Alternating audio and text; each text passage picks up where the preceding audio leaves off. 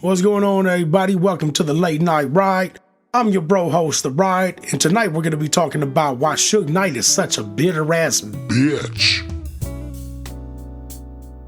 Suge Knight is back in the news again. This fool calls from prison. He calls TMZ. What does he talk about with TMZ? He talks about how Dr. Dre is not a real producer. Dr. Dre didn't produce Snoop Dogg's first album. He didn't produce Tupac's California Love, basically taking credit for Daz Dillinger's tracks.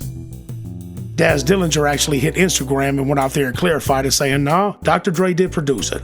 I did not have nothing to do with that. Dr. Dre did that on his own. Suge Knight is lying. Before Roger Troutman had died, he had did multiple interviews talking about the whole recording process that him and Dr. Dre had while they were making California Love. So Suge Knight's just a lying-ass motherfucker, man. The sad thing about Suge Knight, man, is it's like, what? Dr. Dre left Death Row Records and started Aftermath like damn near 30 years ago, bruh. And you're still talking about this, man. You are bitter as hell. But it's your own damn fault. It's your own damn fault. Everything in this man's life that has went wrong is entirely his fault. Dr. Dre leaving Death Row, Suge's fault. Your ass sitting in prison multiple times on dumbass charges, your fault. What the fuck is you doing? You stupid motherfucker. I think Death Row Records at one time was worth like $200 million, man. And you blew it. You let it all go. He filed bankruptcy. But you know what? That record company had been done, man. Once Dr. Dre left, man, it was a wrap, bruh. Dr. Dre was your bread and butter. But why did Dr. Dre leave, y'all? We all know Dr. Dre's not a gangster, man. He's a couch cat. But he's dope as hell at making music, right? He didn't want to be around that environment where people were getting beat up on the daily over dumb shit. That's not a creative environment. You got the whole recording studio filled up with solid gangsters fresh out the pen. But why, though? I'm gonna tell you why. Because Suge was a wannabe and thought that this is how it had to be for him to fit in. He mixed street business with real business. Death Row Records was doomed once Suge Knight decided he wanted to be a gangster instead of a behind-the-scenes businessman. Big dumbass appearing in them red-ass suits and shit on the front page of The Source or whatever the hell magazine that was. What is you doing, bruh? Bruh, just sit the fuck down. Suge Knight was feared because he was violent. But was he really?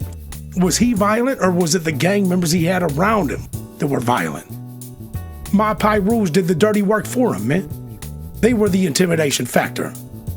There's multiple confirmed stories that Suge Knight was getting punked by some of his own Mob Rouge homeboys. He would have to cut them checks to keep things at ease. Suge Knight was never a gang member, y'all. He was a college student. And he had a short career in the NFL. He never grew up with the Rouge. He just lived in the same neighborhood with them. But his mama kept him in the house, kept him in school, kept him out the streets. The Mob Rouge never heard of Suge. They never saw him around. It wasn't until a childhood friend that he knew by the name of Mob James who introduced him to the Mob Rouge. Now, Mob James is a bona fide gangster in his prime.